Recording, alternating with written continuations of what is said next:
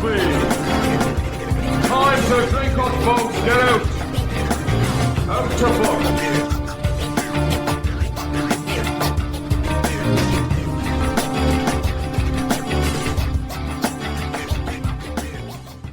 Welcome to this episode of the Down the Pub podcast. I am joined again by the amazing Gary Griffiths from Wales. Welcome back to the show, Gary. Thank you for having me again. Yeah, I'm really enjoying doing these reviews. It's kind of nice to look back at the game and just have somebody else's opinion on it, because obviously, like, I see things with my blinkered view of the world, and you kind of see it like the way you do, and it's kind of nice to have that that view of it. But it's been kind of a while since was it 2 weeks now since we did an episode, and I think so. I had people visiting for a week, so we couldn't do it last week, and we had our contract wrangle as well, didn't we? Yeah. You. So once we got that sorted and signed. Yeah, you know, like my phone is always on. So if you ever need me, just reach out and we can. It doesn't need to come to you canceling. You know what I mean? Like, that's just the way it is. But yeah, it's it's just like it. Just speaking on that like a little bit, it's just funny how in the world of football, it doesn't matter where you are, there's always drama. And in the 2 weeks that we've been off, so much has happened. You know what I mean? What did you make about all that stuff? I don't want to get too depth into it because it's been talked into death. But what do you think about the whole cancellation thing and all that kind of good stuff? I to be honest, I feel like this a lot in my life. Like I have to force myself to have opinions on things because I don't actually have an opinion on it. Like something like that. To be honest, I'm really easily led. So I'll read one person's opinion and go, they're definitely right. And then I'll read someone else's and go, no, they're definitely right. And that when that was all kicking off on Twitter, that's what I was going through. Like I'd read someone go, we got to think about the players and blah, blah. And I'd be like, yeah, that sucks for them. It's good that they've done that. And then I read, I think he's a photographer for Cavalry or something, Stuart Graydon or something his name is on Twitter.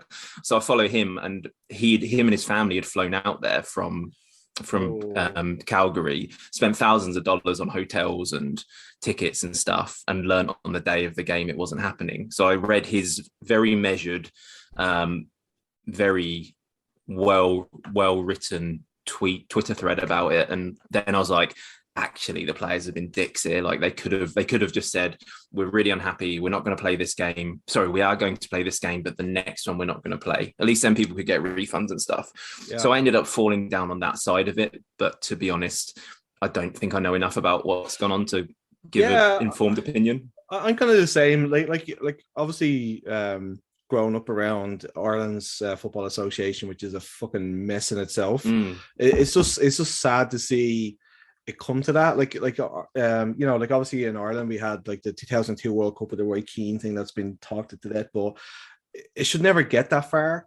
And it felt like this has got that far because they just weren't talking to each other. And I think that's the main thing, is like the lines of communication. And there's so many people that have their hats in this, and I think with the people from One Soccer who have they have to talk about it because they're the broadcaster of Canada Soccer, so they have to talk about it. But then obviously they've got somewhat of a hat in the ring, and there's an awful lot of vicious things, and there was a lot of stuff that was kind of near the knuckle, kind of said about some of the people who work at One Soccer. And trust me, I don't particularly like Garrett Wheeler that much. I don't like the way he kind of just puts stuff out there to wind. He does it with the Wanderers all the time to kind of get content. He's you know what I mean? And it's the same with even the FC Edmonton game. He kind of said that we were going to lose, and he said against Guelph we were going to lose and all this kind of stuff, right? So it's what he does, but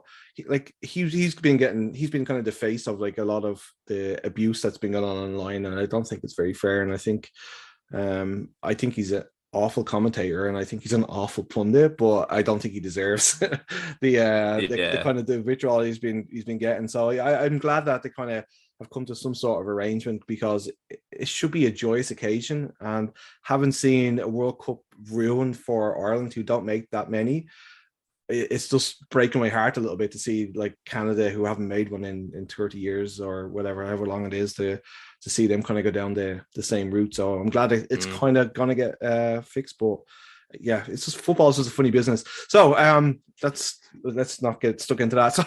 So we had 3 games. We had York, we had Cavalry, and we had Edmonton. My big thing is that like we got 6 points out of 9, which I think was a really good return. I think anybody would have taken your hand off if that was what was offered to us before those 3 games. But you had family, as you mentioned at the start there, in town. So I really wanted, before we got into the games, just what was the experience like for your mom and her husband coming from away to see? It kind of fascinates me to see what they would think of a game here. So what did they think of it? Yeah, it was fascinating for me as well. I was really interested to see in like what my mum thought of it, because my mum, like, in terms of going to live football, she's been around the block. Like when my dad was alive, her and my dad were season tickets at Chelsea all through the late 70s, early to mid 80s. Then they gave it up for a while, and then in the mid 90s they were season ticket holders at Chelsea again, until eventually Roman's money came in and they were priced out of having a season ticket. Then when I was growing up, often, because my dad would work weekends, my mum would take me to Arsenal games as well. So she was also having that experience.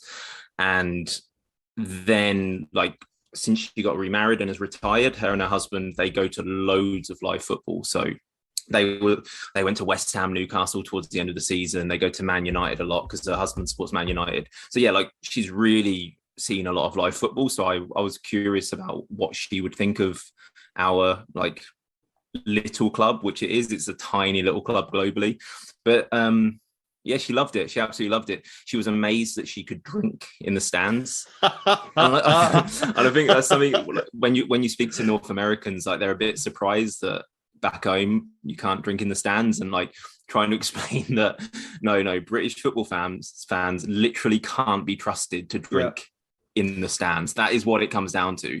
It's because no one can trust them not to get really, really pissed and throw bottles on the pitch and stuff, which is pathetic. It's absolutely pathetic, but it has happened in the past, and that's why it's banned.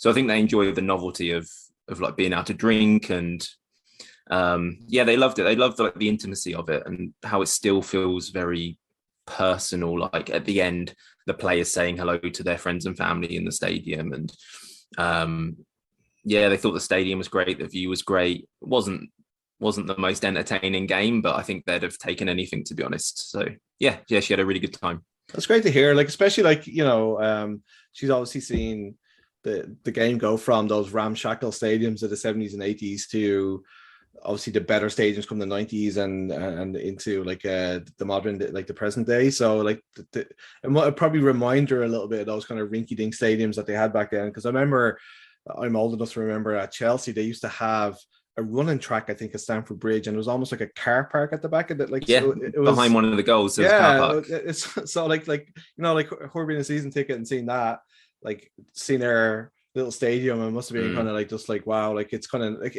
because you're right, that intimacy is kind of, it's lost back home because the stadiums are so vast, and the players, for their own safety, kind of have to be careful and all that kind of stuff. And just seeing how the players like interact with the fans after the game, it's like, that's what I love about this. And I'm like, I guess I'm afraid that, obviously I want the club to get bigger, but I really don't want them to ever lose that level, the little community thing. She was saying as well, like, how, like, it felt nicer, like it felt safer than, I mean, I think, to be honest, games back home now are a million times safer than when she was regularly going. But there's still, like, every section has, you know, like, their one very abusive person in their section yelling. Everyone has their twats. Everyone has their twats, like, referee, you fucking wanker. Like, there's always someone like that in every single section. There's, I think, like, football back home, there's this undercurrent of aggression always, whatever's happening. Like, people really use live football back home as an outlet, don't they? Like, end of the week, stressed from work, and they just want to, like, release something in this safe place. And I think that's what football is for a lot of people, whereas here it's still quite fun, and people go there looking to have a nice time rather than to release some sort of pent up aggression. So I think she's pushing 70, so, like, she wants that now. Like, she wants to go to a game and feel relaxed and not have to worry about that side of it. So yeah, she liked that as well. Yeah, because I remember just I don't know if you remember, there's a guy called Donald McIntyre. He's an Irish guy that used to do documentaries, and he did one on the Chelsea Headhunters where he went undercover. Like most of the guys, like they're like the hooligans, like they're all like stockbrokers, and it wasn't like the kind of, because I think in your head you expect it to be like unemployed or like, you know, like people on a building site, but it's like, as you said, it's just like pent up frustration and pent up stress from the week to take out on the weekend. So 100%, and they're all coked up as well. Like nowadays, it's all like doing lines of coke in the bathrooms and just having one. Yeah. Whereas like, and that's the thing I love, and like just talking about like the players and stuff like that. Nico Giansopoulos, who I've had on the show before, his parents actually came down to watch the game because he wanted them to see him play outside of York. And after the game, he went over to him. They're in the corner, and he was chatting away. He was having a bit of banter with the fans and all that kind of stuff. And he signed a pair of gloves for one of the kids that were there and stuff like that. And I just think it's like little moments like that are away from the cameras, and it's just it just reminds you of like what the league really is. And you know, as I said, like I kind of hope that we never get away from that, because obviously we wanted to be big and successful, but I kind of still want that little intimacy. So yeah, so the York game itself, like that was the one that unfortunately you brought your family to, because it was a bad game, man. It was like we were terrible. We never seemed to get going. So like, do you think that was a hangover from the Toronto game, like the Toronto game and stuff like that? We just kind of slow picking up, or what do you think was the reason for it? I think York are the reason. I think York are going to have that same game a million times this season. They're just a very defensive team who, like, have you seen their record in the table? They've only scored like 6 goals, and they've only conceded 7 goals as well. So they hardly ever score and they hardly ever concede. So York kind of did what York do, which is just they're very compact. Their spaces are very small, and you just kind of got to wait to try and. It was the same first game of the season, wasn't it? Similar sort of game. We just had to wait until something breaks the game open a bit, a penalty or something speculative. And yeah, I think I've seen that game a few times this season with York, so I wasn't surprised it happened with us as well, because we're not like we've only scored the 5th or 6th most amount of goals as well, so we're not particularly prolific. So if you put two teams against each other that are good defensively, not very prolific, that was like you saw that result coming a mile off, and that performance from both teams. A lot of people that's like had said beforehand that, you know, they expected it to be a draw. I just thought that with them missing so many of their key players, that, like, you know, we I don't know, I just felt like we just seemed lethargic. We just never seemed to get into the game. Like, it wasn't like, obviously, as you said, they kind of stifled the game an awful lot, and they're very hard to break down. Like, and I think that's why Martin Nash was brought in, I think, to kind of tighten them up defensively. But yeah, we just made hard work for ourselves. And I think that, like, the first half, they were actually the slightly better team. They had some like okay chances, but was the Corey Ben come on? I think Corey Ben come on, and that pass he laid on for Santos was the difference between the bit of quality and the rest. And I think that pass, everybody was expecting that pass to go out wide. And when he played that back inside, he caught them square. They just couldn't cope with it. And then was it Jordan Wilson?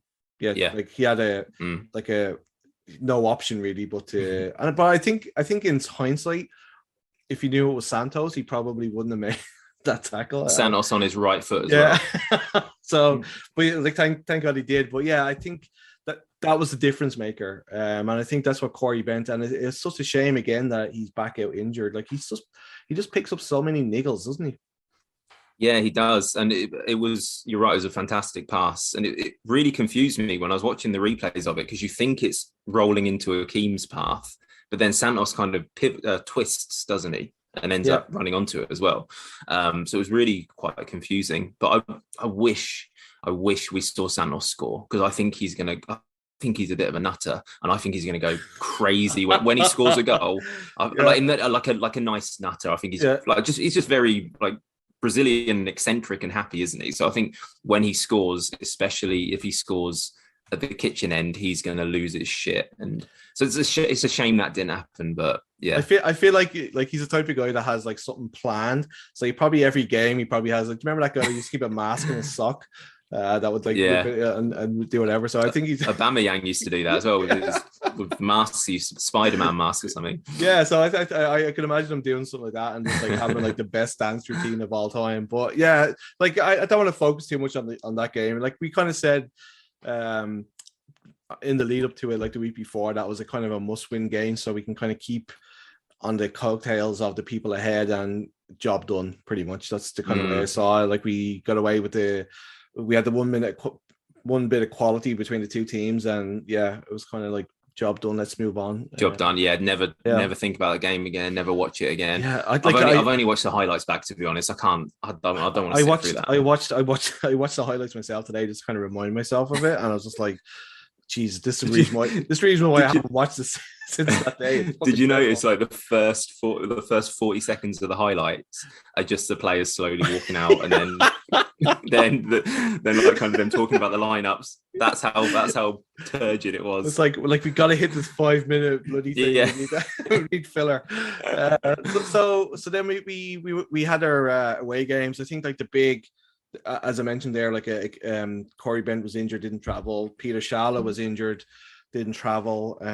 So that game, like I once again, like Cavalry are one of the best teams in the league, as we saw like last night. Like they're now like on top of the table.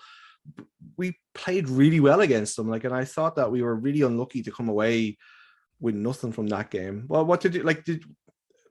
We just like, I wanted to talk a little bit about like JGL's contribution to that game, and pretty much to the whole 3 games, but he was fantastic in that game. We were fantastic for the first half, especially. I wouldn't say it's one of the best performances I've seen from us, but it was very, very good. Like Cavalry are in a real good moment of form right now, and to play them off, maybe playing them off the park, putting a bit too much on it. But we were certainly the better team for the first 45 minutes. But we were really, like, without getting too like bollocksy tactical and all of that stuff, but like one of our fundamentals of how we play, which works usually but not always, is we're really good at like contracting and expanding. So when we're in defensive phases of play, like we want everyone to tuck in, like our fullbacks tuck in, our wide players tuck in, and we kind of really squash the distances between our midfield, our defense, and our attack. So we're really tight and really compact. And then the second we win the ball back, we expand. So like your fullbacks hit the wings, the wide forwards go wide, the midfielders kind of push up to the forwards push back their centre backs. So we want to make the pitch as big as possible when we've got the ball, and as small as possible when we don't have the ball. And it hasn't always worked. Like against Forge at home, we tried it, but every time we tried to expand, they'd win it back and there'd be all these spaces everywhere. So it can go badly. But I thought against Cavalry in the first half, we did that exactly how it should be done. And we really controlled it, and we kept winning it back. We were really, really punchy to like win the ball back and then start a transition. So excellent performance, and a real shame we didn't win that. I thought we were by far the better team. And yeah, Jeremy was brilliant, I thought. And I think he's been brilliant quite a lot this season, maybe flown under the radar a bit because like we're guilty of this ourselves, but paying quite a lot of attention to Rampersad and what he's doing. But Jeremy's consistently been 7 out of 10, sometimes 8 out of 10. And yeah, he was very, very good. It's a shame he didn't score because he hit the post, didn't he, with a really, really nice effort. So, and he had 2 or 3 good chances, like the header towards the end of the game there, when he had a free header. And yeah, like I think that's like a part of his game that I don't think we saw that much of like last year, how he can actually play in that advanced role. Like he's kind of like, we kind of always tend to see him like last year, kind of sitting in beside Rampersad, and he's kind of pushed on, like as you said, like before, like having Rampersad sitting back as the lone 6 is kind of transformed his game a little bit. And I think like a lot of like the good things we're doing going forward, he's definitely a big part of it. And I just love his attitude, man. Like I'm not trying to be a homer or whatever like that, but man, it's just like you can tell he loves playing the game, and I love players like that, and he just drives everybody else on. Like if you're watching him at the Wanderers ground, like if you're like around the pitch and stuff, like you can see him, like he's so encouraging to the players on the pitch that, you know, if they make an error, like he's the guy that's over there. And I think that him being the captain after when Rampy was not allowed to play against Edmonton was like shows you like what he actually does for this team. So and we have to talk about the goal, obviously, but like what is it where us and like defensive nightmares, Set from set pieces, against Cavalry. Like, you know, like watching this one, and you see like one of our smallest defenders was Strepo on the back post marking two people, including Karifi Yao. Like, what I happened? know. Like, I'm tempted to kind of put that more on. I read there's a website called the Mastermind site, I think it is, and they do a lot of coverage of the CPL, actually, if people haven't read it before. And they did an article which tactically broke down that goal. So it was like a 1,000 word article just on that goal, which Wow. I recommend people check out because it was really good. But they basically presented it as not really focusing on us, but focusing on Cavalry, and how that was clearly a choreographed move. So all of their players peeled to the back post, leaving a couple in the well, not all of them, like some of their players peeled to the back post, leaving some in the center. And it was just a really well worked goal straight from the training ground from them. So that, yeah, I suppose that should be the focus. But no, you're completely right. You've got to protect Restrepo. Like, he brings a lot to our defense on the ball, a lot. But you need to protect him on set pieces, and you need to protect Oxener on set pieces as well, because he's not the tallest. So we're very susceptible to set pieces, and it is a worry. I think, like, corners. I haven't actually looked at this, but I've anecdotally and from memory, I feel like a lot of the goals we've conceded, like 70% maybe, have come from set pieces this season, or at least crosses, like lofted into the area. And then that's like, we're like not experts, and we can see that. So, you know, the scouting department of every team we play is going, right, win free kicks around the box, win corners, win throw-ins deep in their half, and then just launch it into the middle, because you will get joy out of it. And I think that's something we need to look at and work on ways to get better. Yeah, I think hopefully that one of the stats people that listens to the show will kind of back you up and send us like some. I'm sure there's a stat out there. They're avid listeners. Yeah, exactly. But it's it just like I get where it comes from. Like, you're like the this is choreographed and it's worked in the training ground, but that's, you still got to be alive and awake to the situations. And I just think that, like, when I saw Karifi on the back post, like, with pretty much a free header, because it, like, Giuseppe had no chance to even, like, because he was marking somebody else. It was just a free header, and it was beautifully taken. Like, I one thing I find with Cavalry, like, which they're better at us as a club, I think, is that when they face, and I think this is because of the foothills. I don't think this is not a slight at the club. I think because they have the network with the foothills, and they bring people through, like, they're able to replace people, like their players who are long term injured. Like, they lost like Fraser Aird, and they've lost Novak, and they're able to bring back Peppel, who the last time we heard was in Europe about to play for Barcelona or something. Like, he was being touted all over the place. I think he was at Sheffield United for a trial and all that kind of stuff. And the fact they got him back, you know, he's a good player. Like, he played really well again last night against Valor, and I think they're just really good at replacing injured players. Like, they brought in Ben Fisk like last year and things like that. They're just really good at it, and I think that's where we kind of fall down a little bit. Like, we still haven't really replaced Morelli, and like, as I think Derek had mentioned on Twitter last night, that the window's closed. So I get that. I just feel like they always have somebody in mind if something happens at Cavalry, whereas we kind of have to react to it, whereas they tend to be a little bit more proactive. But that's just my 2 cents on that one.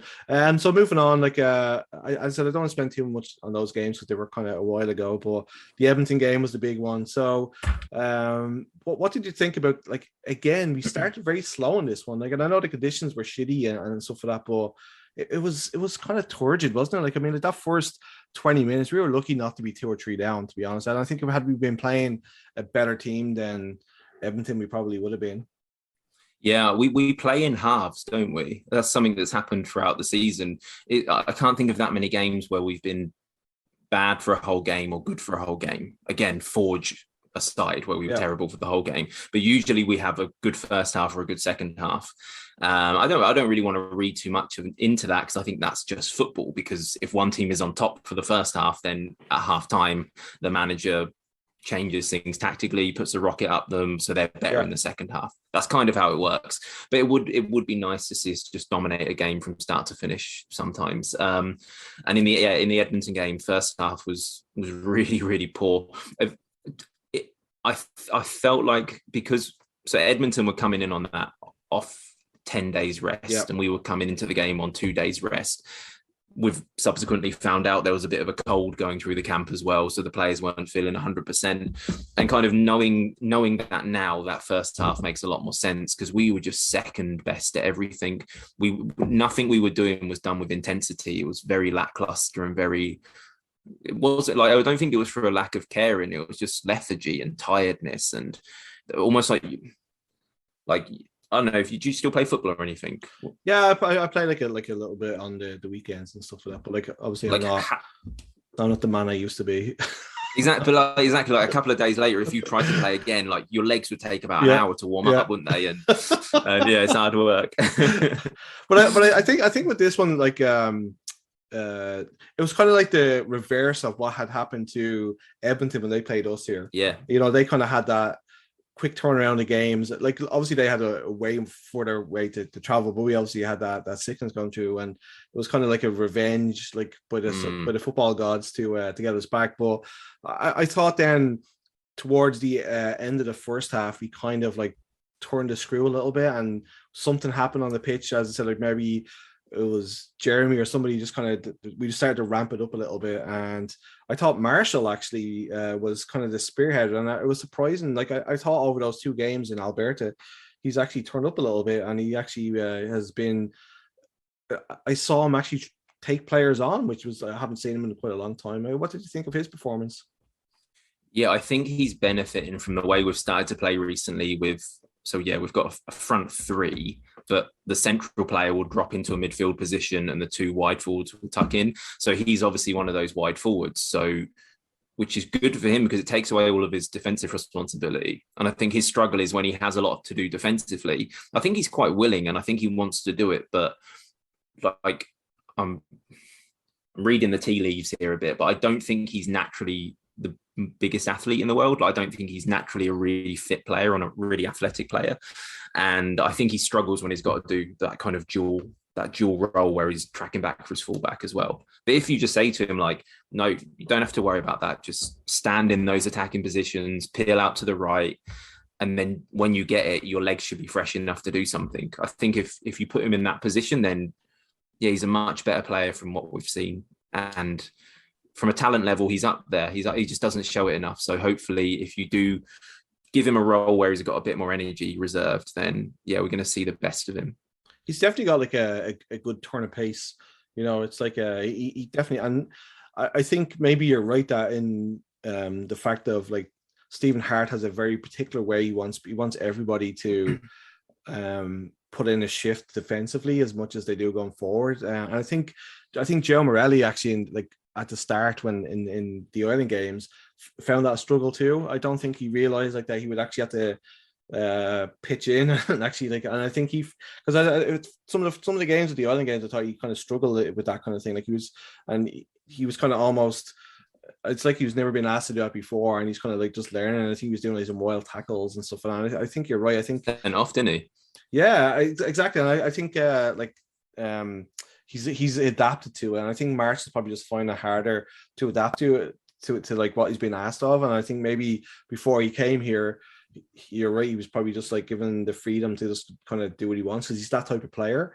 But unfortunately with Stephen Hart, the way that he does stuff, everybody has a role to play going forward and backwards. But I also wanted to just talk about the front 3 there. Like I just wanted to kind of have a chat about Aidan Daniels, because he's kind of an enigma. I think like he's playing, he comes into games, he comes out of games, he's kind of like just like a lot of like there's never like a kind of a full 90 minutes of him like controlling games. And I think that's what people expected of him, because he's a top player. He really is a top player. But I just feel like maybe it's the position he's been asked to play or the role. I really don't know, because and I feel as well, I don't know whether you think this too, but I feel like he's getting frustrated a little bit with people not finding him, because he's finding these little pockets of where he wants to be, and whether it's people not putting their head up or people being a bit slow to see the opportunity. He's kind of losing his rag a little bit of like not getting the ball when he knows he's got this space and he's made that little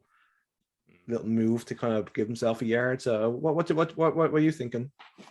Yeah, I think a couple of things are going on with him. I think, as you nail on the head there, I think he's better than most of our players. Like from a talent level, he's better than them. Like I remember a good mate of mine from home played conference level and he played a few League Two games as well. Like really, really good player compared to a normal person. And during the off season, he'd always, like me and some of my schoolmates used to play Friday night 7-a-side. So he'd come and play with us sometimes. And like he wouldn't try, obviously. And you kind of get tricked into a false insecurity where you think, oh, I could probably take him on here. And then he'd just go, nope. And he'd do something where he'd just show his level. And I see that with Aidan Daniels a lot. I think he's probably playing below his actual level.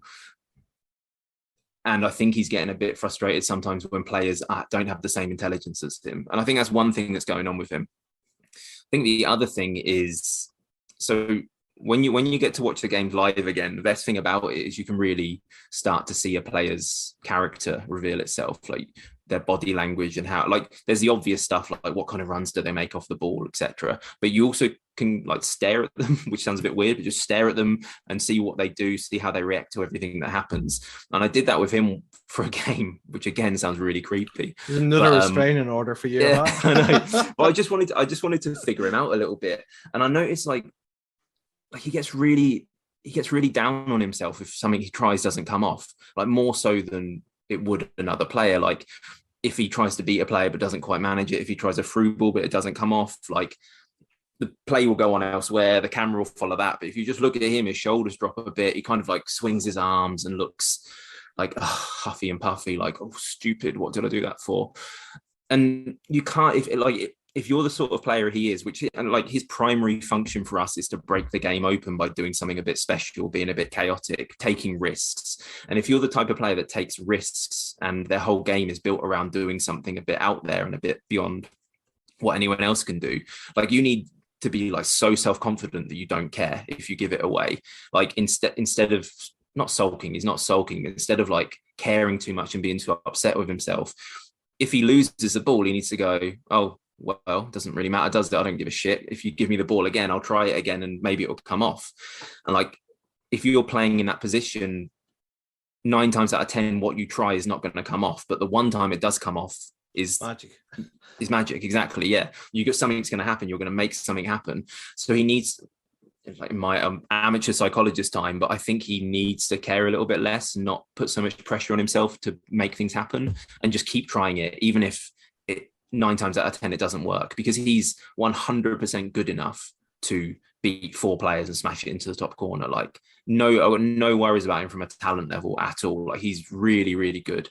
And like I don't know about you, but I've seen quite a lot of green shoots recently, like little moments where you think, yep, okay, his teammates are starting to get him a bit more. He's starting to trust himself a bit more, and he's starting to like take on a more talismanic role in the team. So you see it coming, and yeah, I think the second half of the season he's going to explode, like the same way Morelli exploded in the second half of last season. I think Daniels is going to as well. It just, yeah, like you said, teammates need to understand him better. He needs to have more self-belief, and then yeah, we should be golden. I think it might be just a little bit of a hangover from the fact of like that Joe has been injured. Is that like, you know, the pressure like has shifted from like Joe being the magic maker to then suddenly like he's been pushed to the forefront and said like, hey, you're here as a star player, you're the guy that, you know, was our big summer signing, we need you to do this, that, and the other. And I think so. I think as well, like he's trying to do too much, you know, like rather than just always just, I know he's the type of player you don't want to play in the simple ball all the time. You want him to do whatever, but then sometimes there's nothing wrong with playing a simple ball either when it's on, rather than just constantly trying to do the magic thing. You know what I mean? Like it's kind of like he just needs to calm down a little bit. And I think I haven't watched him as in depth as you, obviously, because like, you know, Mr. Binoculars on the stand watching them and stuff. But I definitely green shoots there, and it's great. Like I think once he got, I think he just needs another goal. I think he needs a goal in the CPL rather than the one because he scored a banger obviously against Guelph, but I just think he needs something magical to happen here. And as you said, I think he's definitely going to like just take off. Like I've seen him play enough, like last year in the USL and stuff like that, which is a similar if not better standard, and he's more than capable. And I just think like we have a psychologist now with the club, and I think that they just need to kind of pull him aside a little bit and just go like, hey, like there's other players here who are going to contribute to this. You don't have to be the person that's going to carry this team. Like, like you're a part of it and it's a collective thing, and like you're here for a reason. So I think I'm not worried about him. I think that he's definitely good enough, and I can't wait for him. I can't wait for that moment when it kind of just all clicks and he's like just going to tear the league apart. I did also want to just touch on Stephen Hart's. I don't know what Kareem Sow has done to Stephen Hart in another life, but Jesus Christ, the poor guy. Like, so like he hasn't played like professional football for a year, and he gets thrown in against Forge for like, which we talked about. Like I thought was crazy, and then on this one, he gets thrown in at left back, and I was talking to Chris Searle, who like is an encyclopedia of Canadian football, and he said that Kareem Sow's played left back before, but not at this level, not at this like not being. He's obviously been practicing his whole time as a centre half, and I just don't understand like why have Tabby and Gander on the bench and stick Kareem Sow left back. Maybe there was something they were part of the epidemic that happened with the calls. Gander definitely was. I have no idea on Tabby, but I think he said it afterwards that Gander was really sick, but he felt like he had to bring him on at half time, which makes me think surely Tabby was also sick then, because why wouldn't Tabby have come on? So I guess that's what was going on. But yeah, bless him. He didn't have a good game, did he? No, so he got torn apart by Shami Shom for the goal, I think it was, and like. But it's like it's unfair to him, you know what I mean? And he's going to get criticized because obviously, like at this level, people get criticized and stuff like that. But it's just a Stephen Hart thing sometimes. Like he just tries to put like I said it on many times. I said this, and I hate using the same phrase, but it's like round pegs into square holes or square pegs into round holes. Just it just doesn't make any sense to do that to him. Like I'd rather why not like put Tabby on for. And see how he makes out, and if he's feeling like shit, then change it out, rather than like dumping, like because his confidence must be shot, man. Like I think it was shot after the Forge game. Yeah, and which is really unfair on him because as I said, like he should be like being eased into this thing. He's a kid, like 10, 15 minutes here, and then start playing him because he had a great Ireland games. Like I tell you, not Ireland games. The bubble like last year, he was amazing. So I just thought I'd want to bring that up. That I hope he really keeps his head up because like there's a good player there, and I just think that he's kind of. It's obviously not Stephen Hart's fault either because like we had 4 players on the bench against Edmonton, and like we were struggling to put a team together. I guess what with that though, the thing is like I know what you're saying, but when. Like Edmonton are the worst team in the league, so that's kind of the game you would bring him in for and say, even if you are like slightly out of position, like it's Edmonton though, so you should be okay.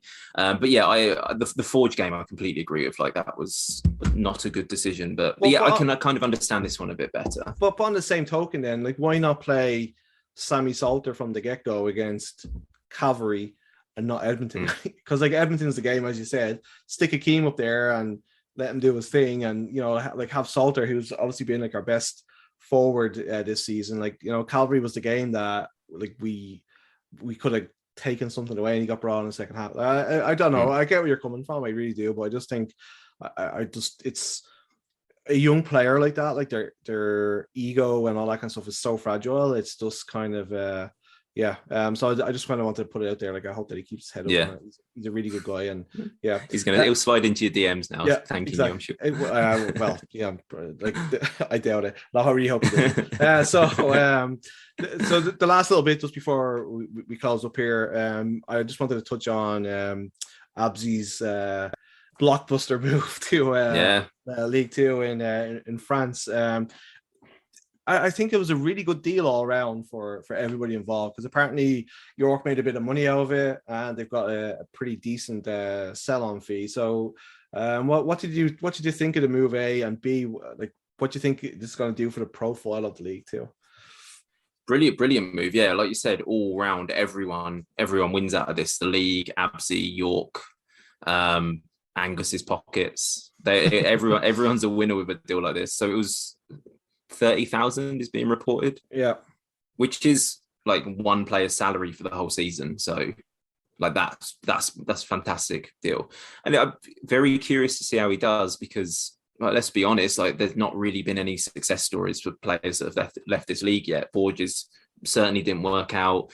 Ongaro keeps trying, but it's never quite worked out for him. So I guess, sorry, what the boys that went to MLS have been fantastic, but like the ones that have gone to Europe, yeah, it hasn't worked. So very interested to see. I think he's a French speaker, isn't he? So he won't have any problems acclimatizing from that perspective. And yeah, he's flying the flag for the league. And if that goes well, then you should see more movement that way. And he's a really good player as well. Like, I remember first game of the season when he came on against us, completely changed the game, as suddenly they look 10 times more threatening. But you worry for York a bit now. They're already struggling to score, and now you take away this really exciting attacking outlet, even though it's a defender. And yeah, so they're going to really struggle now. They'll get sucked down to Edmonton's level, I think. Yeah, I was kind of like thinking that too. Like, I when I saw it first, I was like, great for him, great for the league. I think of all the players that have, like, there was that Estevez kid as well that went over to Europe as well. I think of all those players, his game is probably more suited to the European side of thing. Like, I agree. Really athletic, and there's a lot of like string to his bow, and I think he's got a really good chance of making it. And he's a great player, man. And I think he's like one of the kind of crown jewels of the league, and I really hope that this works for him. I think this will make way more sense. So I think I mentioned it earlier on, then, compared to like Mo Farsi going down to the Columbus Crew, like, and things like that, which I can see why, because obviously that's the door, that's the stepping stone to the MLS and whatever. But I think he's taking a bigger chance by doing this, and I really hope it works out for him, because as I said, I think he's a fantastic footballer, and it just will look really good for the league if he actually like makes a mark over there. I think that's a good point you make about the skill set he has is really suited to making it in Europe more than, so like Borges. What's Borges? He's kind of a fairly small, very tidy, quite technically strong player. There's thousands of them in Europe. What's Ongaro? He's like a big, lanky, kind of post-up striker. Thousands of them in Europe. But Abzi, like, fullbacks are becoming the most important position on the pitch, I think. And if you can have a fullback like Abzi, who's technically good and incredibly athletic as well, then why not take a punt on him for 30,000? Why not?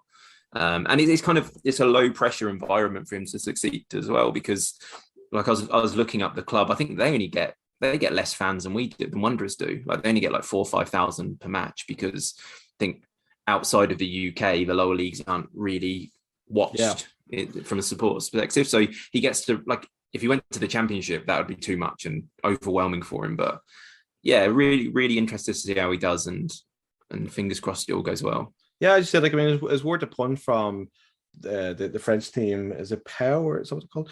It's worth it's worth a punt for like 30 grand. Like, I mean, like, that's the team like that. It's nothing. And I really like the way that League Two, like the league itself, advertised it as like new signing.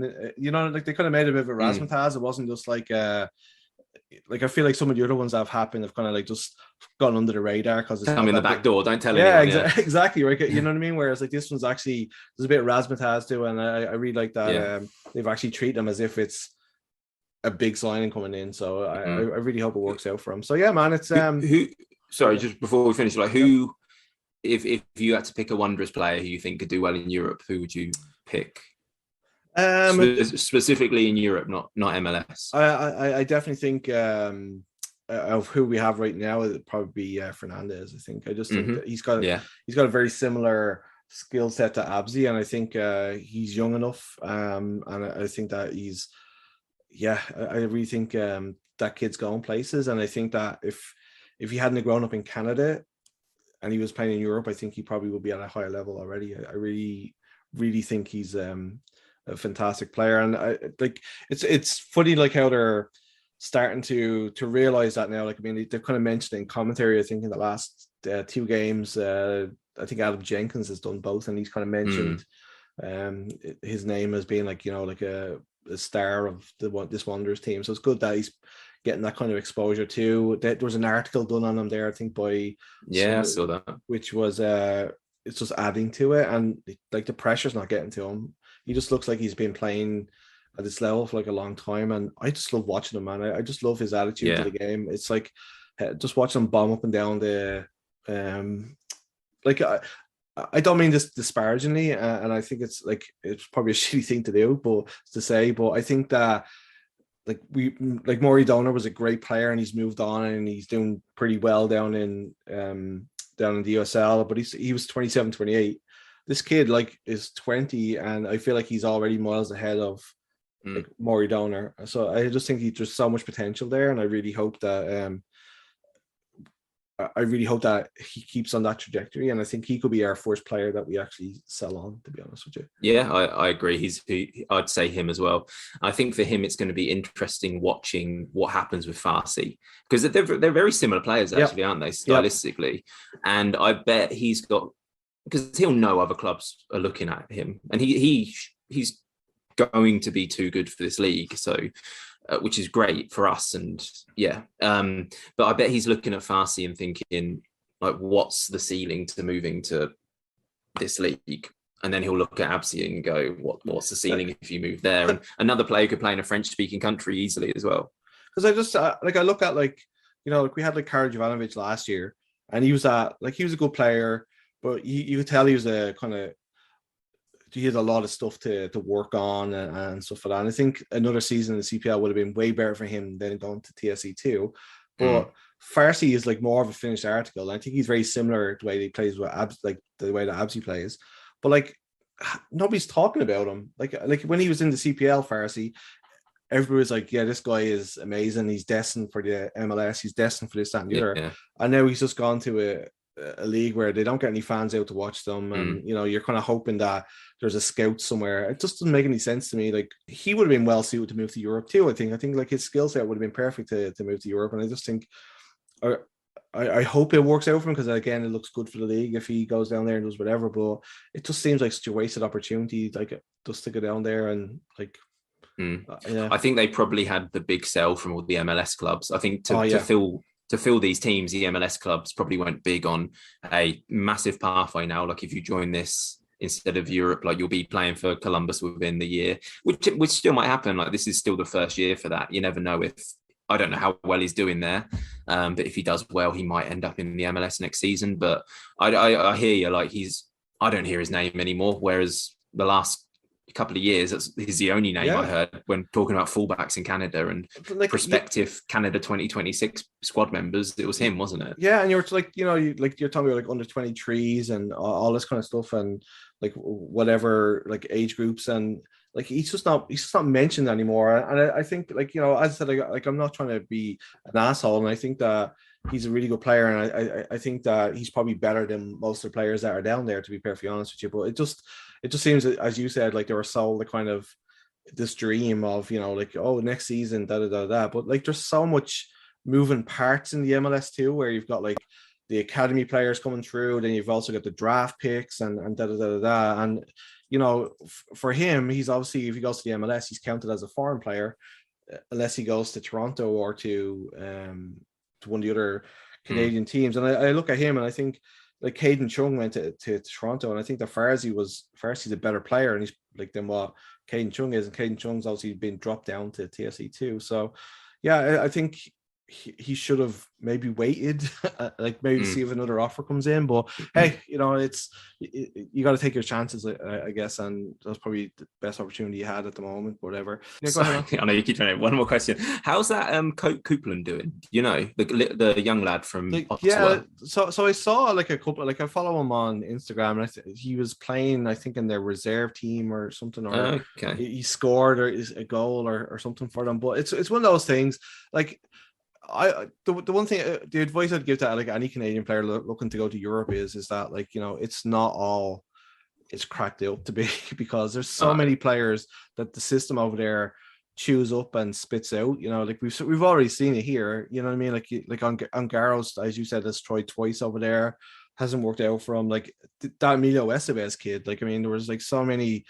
There was such a big hype around him going to Den Haag, and what's happened? We need his face on a milk carton, don't we? Yeah, like the last time, like I know that he was playing for his international team. Is it Chinese Taipei or was somebody who was playing Taiwan, I think. Yeah, it was somebody like that, and so Taipei is the capital of Taiwan, so maybe he's playing for their club team. Yeah, I don't know. Like my geography's terrible, but anyway, so he's playing for like his international team, but there was no talk. I know he's released, I think, by Den Haag, and then he was back training for a little bit with York and stuff like that, and it's just all is correct. Actually, just speak to Morelli about Estonia, or speak to Santos about Georgia. Like, it's not there. There's a few leagues which will treat you quite well, but yeah, the majority of lower leagues in Europe are not the best places to play. And I think that's one thing that like Abzi appears to me has done, is that he's kind of bided his time for the right move for him. And I think, as you said, moving to a French-speaking country when he speaks the language is probably going to be a huge thing for him to acclimatize himself. And yeah, I really hope it works out for him. So yeah, do you have any more questions before we go? No, mate, you're all good. You can kick me off now. No, man, it's been great. Like the 3 games, like as we said, like 6 points from 9. We're kind of just on the coattails of that. I think we've kind of moved ahead of Valor and York and that kind of like little pecking order thing there. Like Pacific seems to be on a downward spiral. So they're getting sucked into it as well. It's going to be Forge and Cavalry winning it by a mile, and then us, Pacific and Ottawa, fighting for that 4th place. York and Valor are not good teams. Edmonton are trying their best but not great. So we just need to keep picking up points. Don't let that gap get too big, and then eventually we're going to have to beat another big team. That's the only problem eventually. And roll on July when we get a new international signing, according to Derek Martin. So let's see what happens. Yeah. I think somebody said Javinko. I'd be happy with that. So man, thanks a mil. I'll probably see you at the game on Sunday. Cool, man. Cheers. Yep. Cheers, buddy. Take care.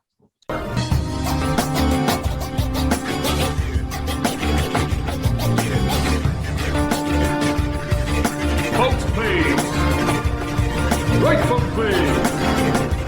Time to